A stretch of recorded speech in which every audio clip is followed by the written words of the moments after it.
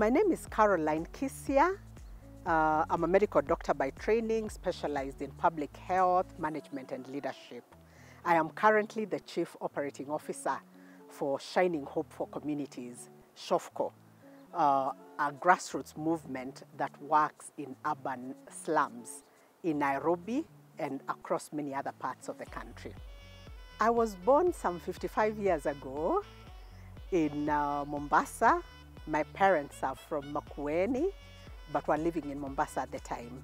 I grew up largely in Nyeri, went to primary school there, and then joined Alliance Girls High School, where I did my secondary school and my high school.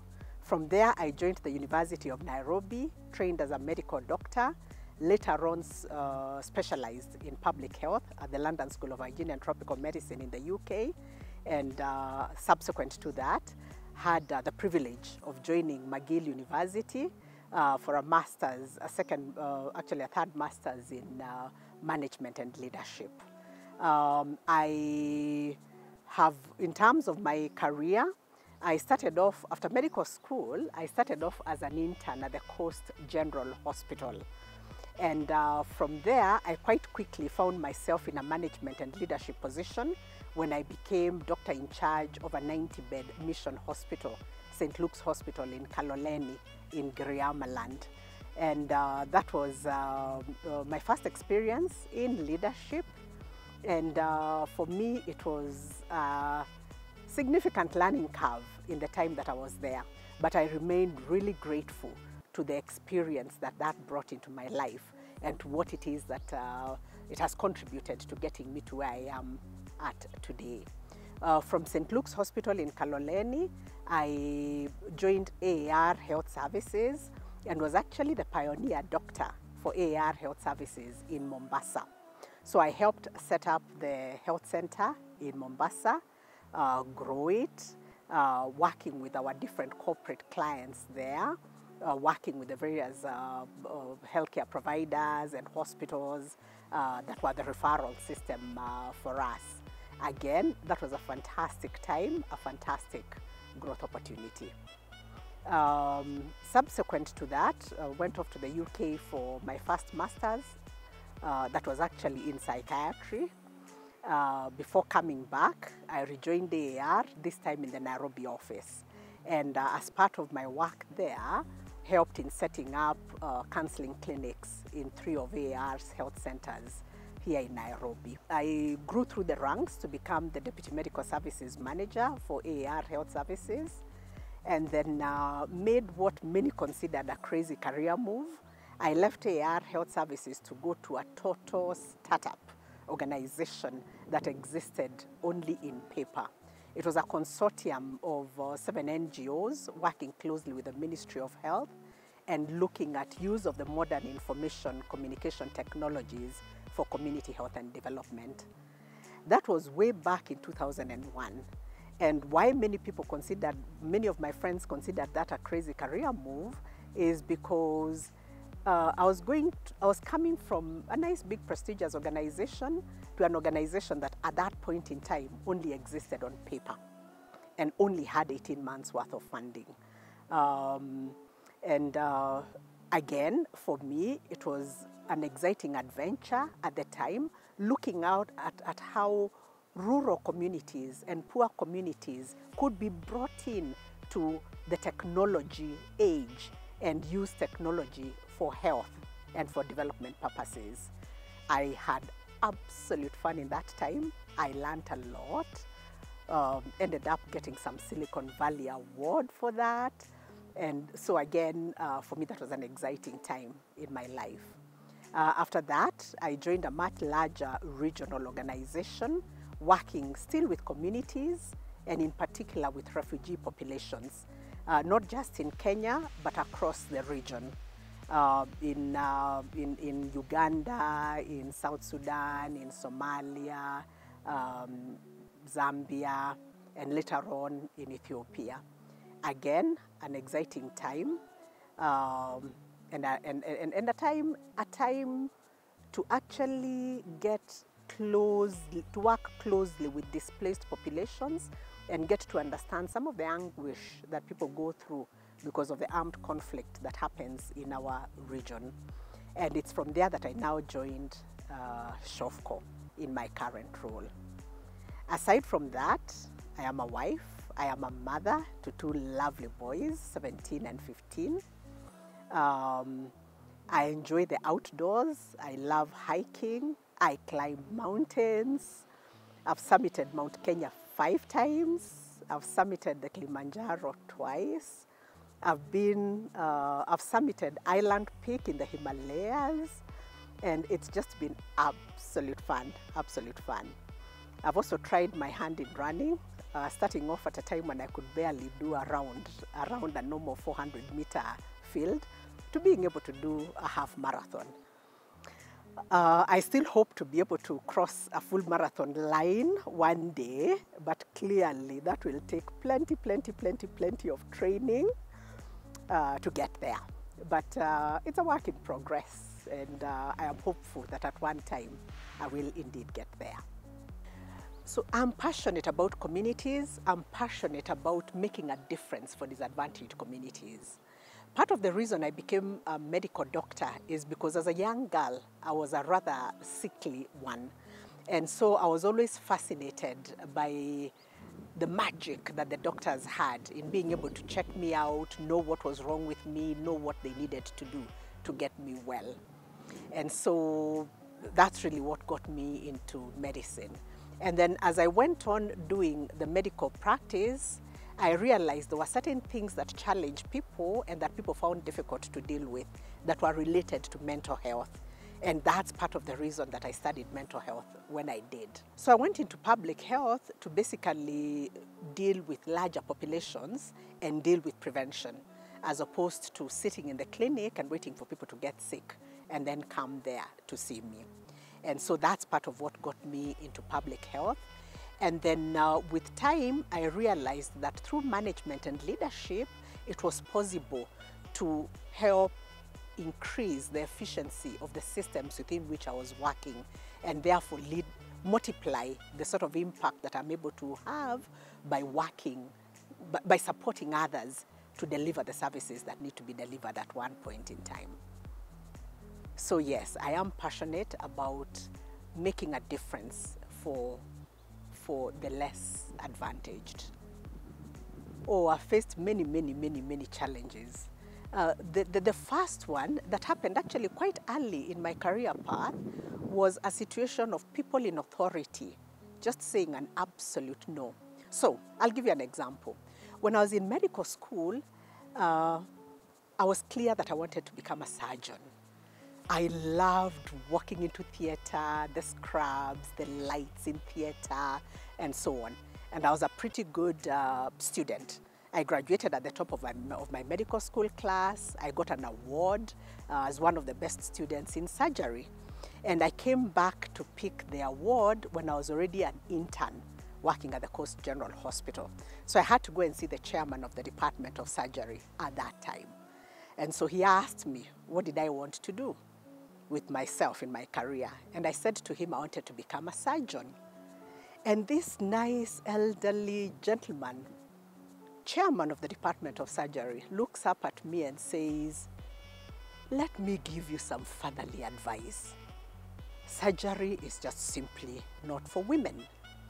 The long hours, the night calls, they just don't work for women. At the time, there were only 3 surgeons in Kenya, female surgeons in Kenya, one of whom was a foreigner.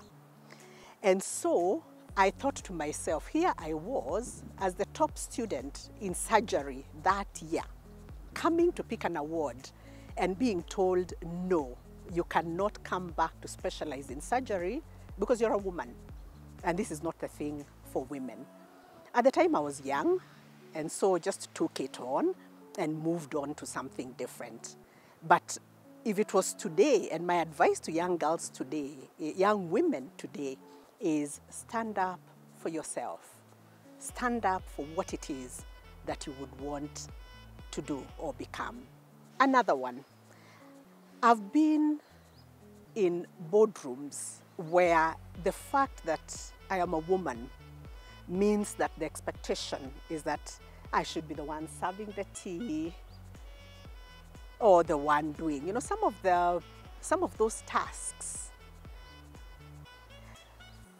So a challenge that as women we have to be aware of is a situation where men, even in an executive boardroom setting, will still look at us and associate us with our kitchen duties, as opposed to recognizing that we are there because we are professional women with a right to be there.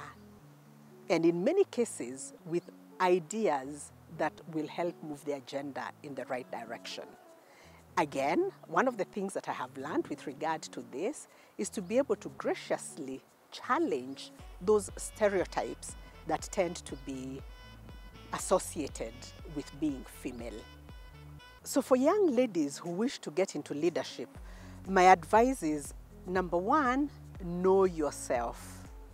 Know yourself. Know your values, know your beliefs, know what's important to you. Number two is develop yourself. Number three is be your authentic self. You're the only one who can do the best version of you.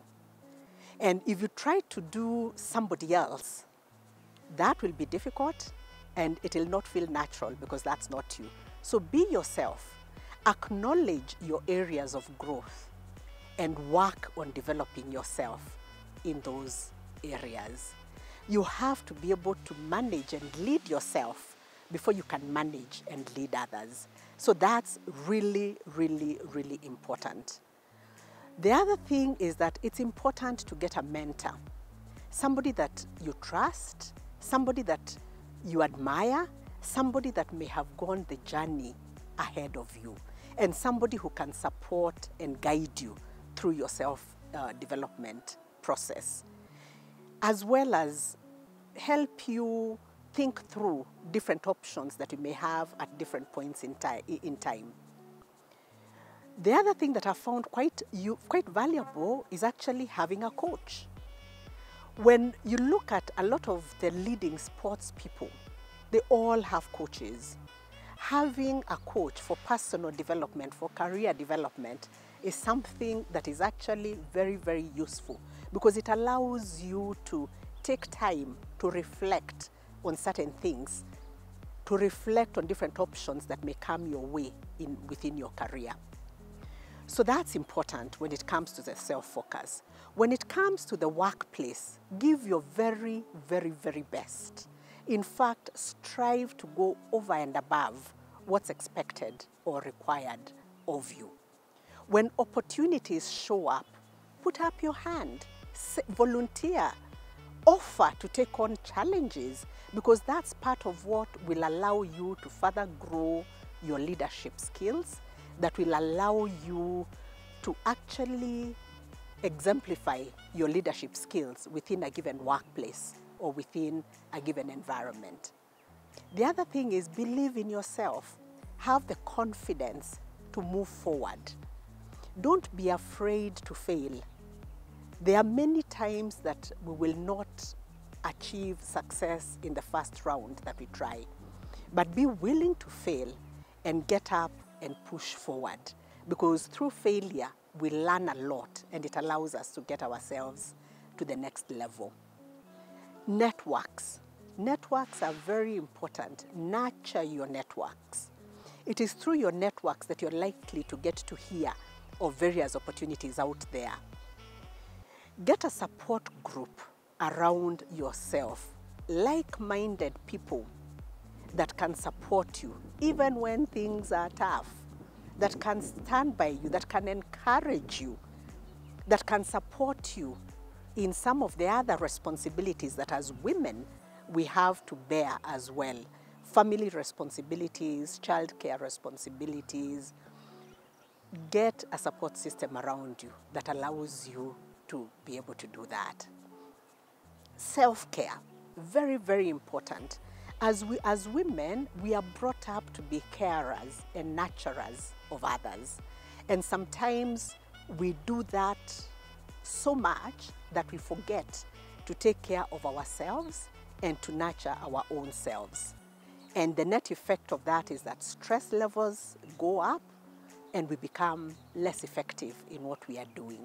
So prioritize self-care, because that's part of what allows you to have the energy to move on to the next level. And the other one is, don't be afraid to step into opportunities.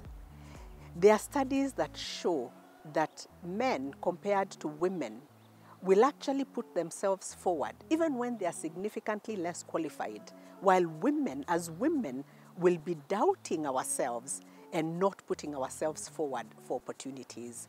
So we need to have the courage to put ourselves forward for opportunities that arise, to step out of our comfort zone, step into challenging opportunities that are what provide growth opportunities for us. The other one is to say, spend time around older women, more experienced women, women that are ahead of you in the career that you're interested in or in the business that you're interested in. There'll be nuggets of wisdom that you pick up as you go along. I am currently the Chief Operating Officer for SHOFCO, an organization that works in the urban slums in Nairobi and beyond. And we have a number of initiatives that we've got running there. We run several health clinics that see outpatients, that do a lot of community health, to health promotion, disease prevention at community level. Obviously, in order to be able to do that, there are other things that impact health, like access to clean drinking water, sanitation, hygiene within the communities. So we deal with all of that so that it can support the health objective. We are also involved in girls' education and leadership training. We run 2 schools in Kibera and in Mathare that offer primary school education and leadership development for young girls. We support them through secondary school. We support them into university education. And we are very privileged that this year we actually have one of our students going into Columbia University, an Ivy League university in the US, from the Kibera slums. And we are looking forward to having many more girls go through that and come back to be leaders within their own, number one, their own families, but number 2, their community and Kenya as a country. And for me, this is extremely exciting work, and work that makes a real difference in the day-to-day lives of people in the urban slums. I have been involved with a young students network called Students Campaign Against Drugs. I was involved with them actually right from inception in 1998. They've now grown to be a force in their own right, and they're about educating young people, both in and out of school, on the dangers of drug abuse. I've been involved with the Down Syndrome Society of Kenya. I've been a board member for the Down Syndrome Society of Kenya, in particular because I have a son who has Down syndrome, and therefore wanted to contribute in that area by working with other parents and caregivers to give them hope with regard to what's possible. The highlight of my career so far, I've had many, but I'll very briefly tell you about 3. One was the startup that I mentioned that I was involved in, use of ICTs for community health and development. We won a Silicon Valley award. So going from scratch and developing something that was able to win a Silicon Valley award with all the pomp that goes with that. Travel to San Jose, stretch limousine, accommodation at the Hilton, and being able to stand in a stage with other large organizations, including Stanford University, Perth, and others, to receive that award. for something that we had started from scratch. That was a major highlight for me. Another key highlight was in 2016, during the World Humanitarian Summit, I had the privilege of speaking at a special global health session that was held, chaired by the former Tanzanian president, Jakaya Kikwete. And obviously at that level with multiple other, high-level government people from across the world, really. And myself representing communities and some of the work that we do in communities. In 2019, I had the privilege of speaking, doing a closing keynote at the International Leadership Association Women's and Leadership Conference in California. And again, it was a privilege to be able to share some of my leadership journey and to be able to share experiences, exchange experiences with well-accomplished women from all around the world. So those have been some 3 major highlights. But at the end of it all, the key highlight for me throughout my career has actually been the difference that the work I do makes to communities, particularly disadvantaged communities. Lessons that I have learned through my career. So number 1, it's important to, like I said, self-develop. Take opportunity to develop myself. Number 2 is to realize that careers can take multiple different paths. So there is no one defined career path that one must follow. So one would have expected that after having trained as a medical doctor, that my place would basically just have been inside the hospital walls. But there's a lot more out there that one can do. So again, advice to the young women out there, don't box yourself into what's considered the routine path. Feel free to explore alternative paths based on where your passion and your interest takes you. Number 3 is that particularly for women, we have to stand up for ourselves. We have to stand up for ourselves. There are many times when people will undermine us just because we are women.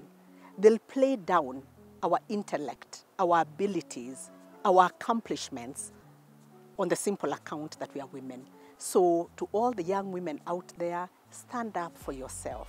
Support one another. Look out for one another. Be willing to give a helping hand up.